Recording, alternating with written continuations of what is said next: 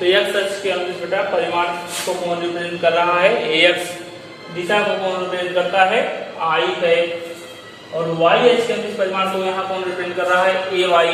और दिशा को कौन रिप्रेजेंट कर रहा है, j कैप। और z अक्ष के अनुदिश परिमाण को कौन रिप्रेजेंट कर रहा है, az। और दिशा को कौन रिप्रेजेंट कर रहा है, k कैप। दिस मीन्स आपको जो समझाया गया, किसी सदिश राशि को प्रदर्शित करने के लिए हमको परिमाण के साथ साथ दिशा की आवश्यकता होती है। तो दिशा को प्रदर्शित करने के लिए हम उत्तर दक्षिण पूर्व पश्चिम नहीं लिखेंगे, क्या लिखेंगे, अगर x अक्ष के अनुदिश सदिश है तो उसके परिमाण के साथ बेटा क्या लगाएंगे हम, i कैप। मान लो x अक्ष के अनुदिश आपका परिमाण 3 है, तो बेटा हमको सदिश रिप्रेजेंट करना क्या लिखेंगे, 3i।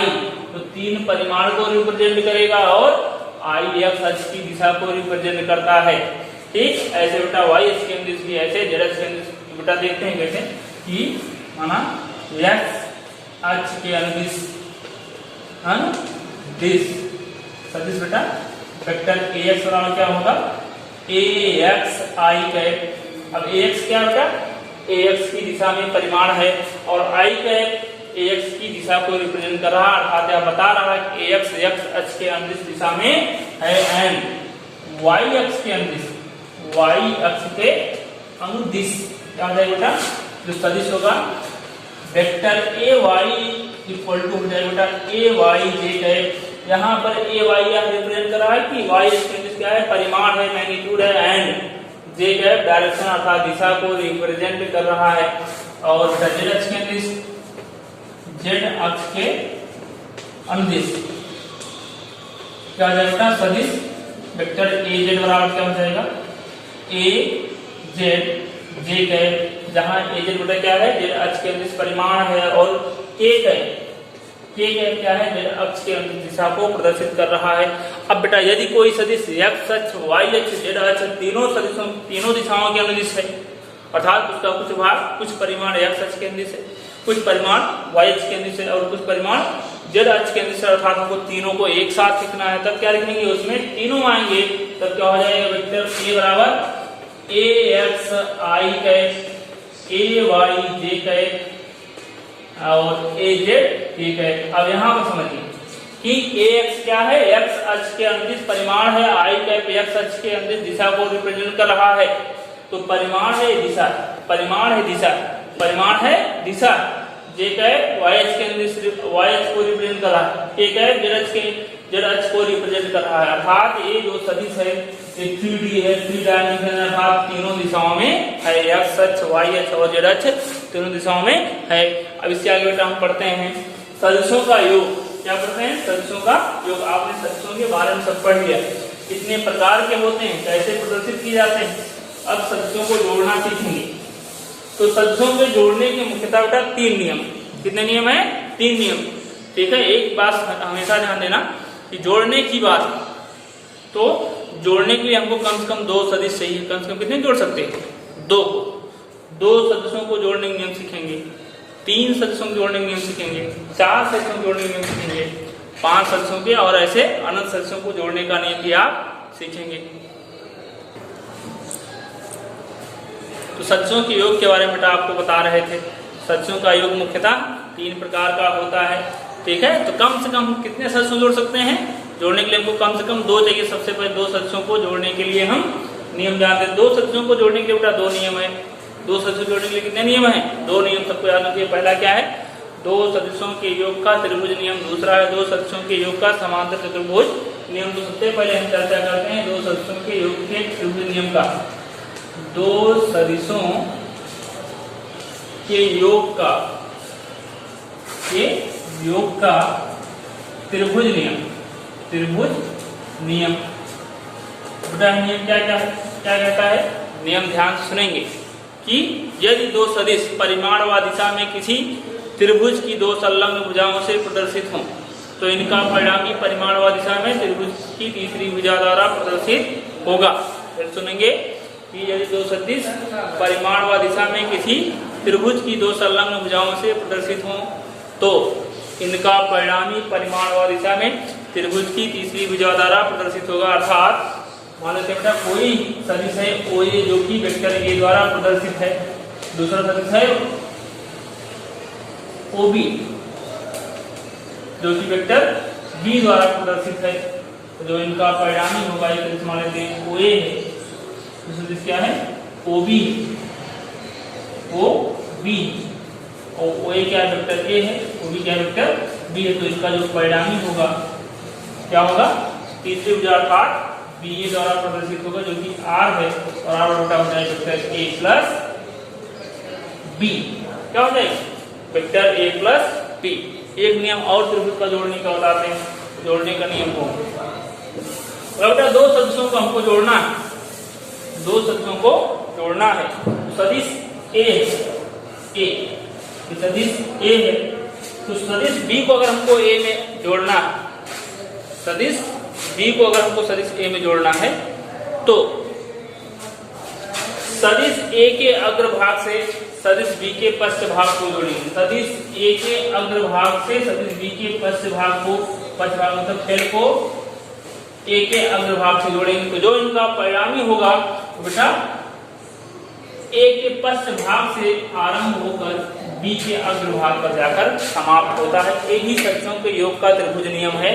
तो बेटा ए ओ है, ए है, ए बी है, जो उनका परिणामी ओ बी है। यहाँ आर बराबर रिप्रेजेंट करेगा vector A plus vector B को। सदिशों के योग के त्रिभुज का दो नियम हमने बताया। कितना नियम बताया? दो। फिर से इस नियम को समझेंगे। बेटा हमको दो सदिशों को जोड़ना है, सदिश ए लिखेंगे।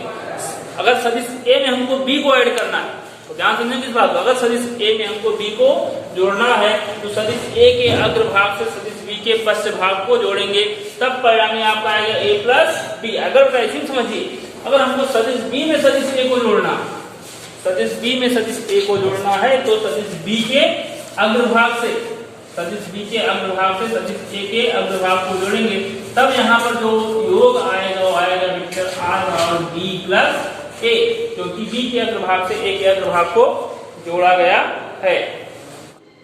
तो एक्स अक्ष के अनुदिश बेटा परिमाण को कौन रिप्रेजेंट कर रहा है? एक्स। दिशा को कौन रिप्रेजेंट करता है? आई है। और वाई अक्ष के अनुदिश परिमाण को यहाँ कौन रिप्रेजेंट कर रहा है? ए वाई। और दिशा को कौन रिप्रेजेंट कर रहा है? जे है। और जेड अक्ष के अनुदिश परिमाण को कौन रिप्रेजेंट कर रहा है?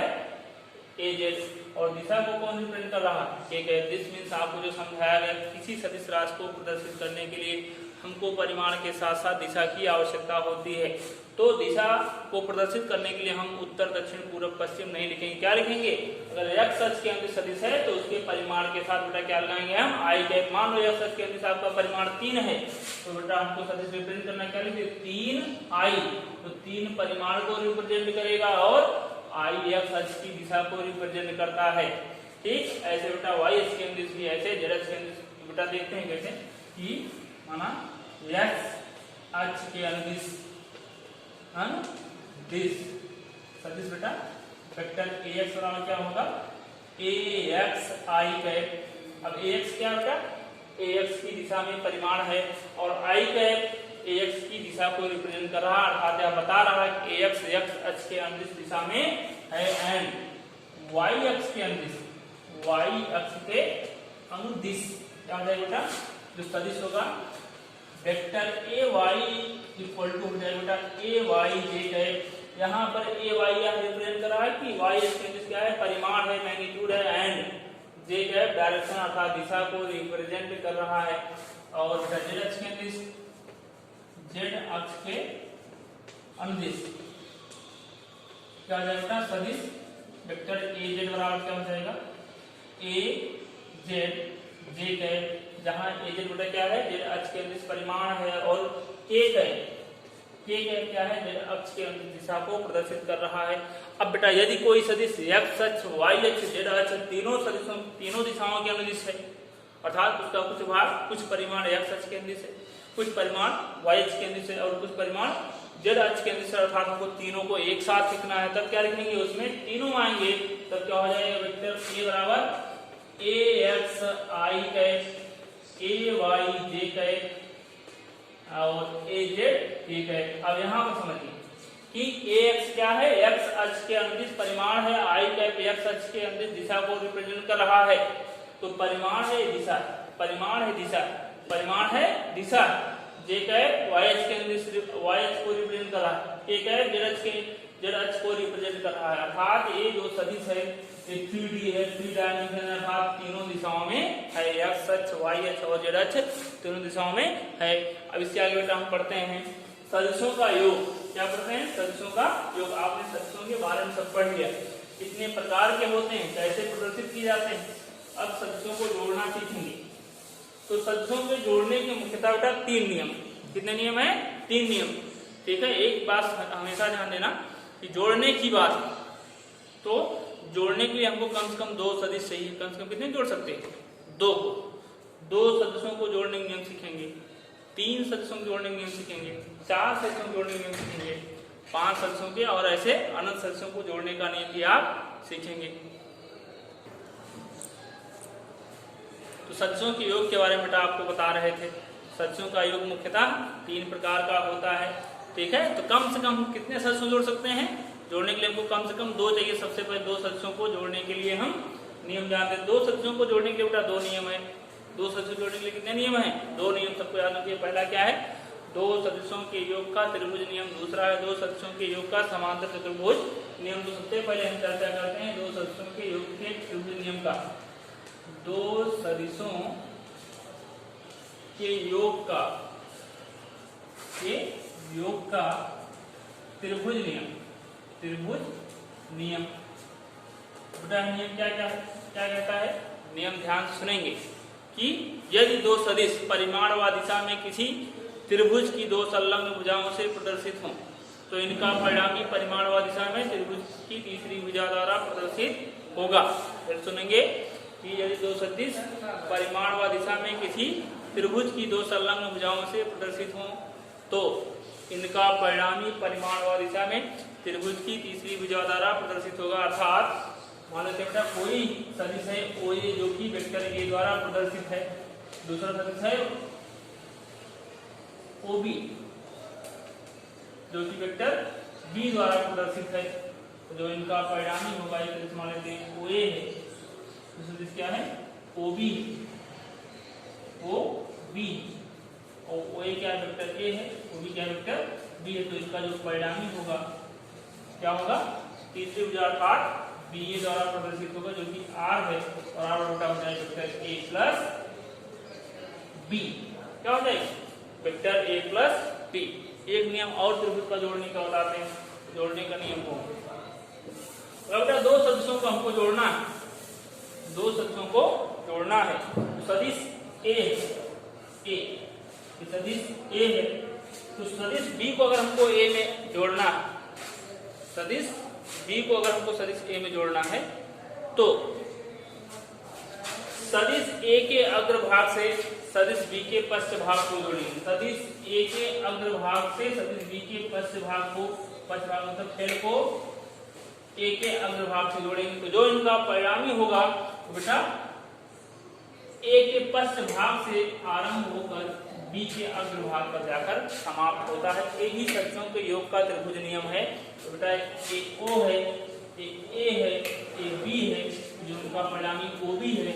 यहाँ R बराबर रिप्रेजेंट करेगा vector A plus vector B को। सदिशों के योग के त्रिभुज का 2 नियम हमने बताया। कितना नियम बताया? 2। फिर से इस नियम को समझेंगे। बेटा हमको 2 सदिशों को जोड़ना है, सदिश A लिखेंगे। अगर सदिश A में हमको B को ऐड करना है तो ध्यान समझेंगे इस बात को। अगर सदिश A में हमको B को जोड़ना है तो सदिश A के अग्रभाग से सदिश B के पश्च भाग को जोड़ेंगे, तब परिणामी आपका आएगा A प्लस B। अगर ऐसे समझिए, अगर हमको सदिश B में सदिश A को जोड़ना, सदिश B में सदिश A को जोड़ना है तो सदिश B के अग्रभाग से सदिश B के अग्रभाग से सदिश A के अग्रभाग को जोड़ेंगे, तब यहाँ पर जो योग आएगा वो आएगा वेक्टर R बराबर B प्लस A, क्योंकि B के अग्रभाग से A के अग्रभाग को जोड़ा गया है। अब इसके बाद बेटा आगे कल के वीडियो में बताया जाएगा।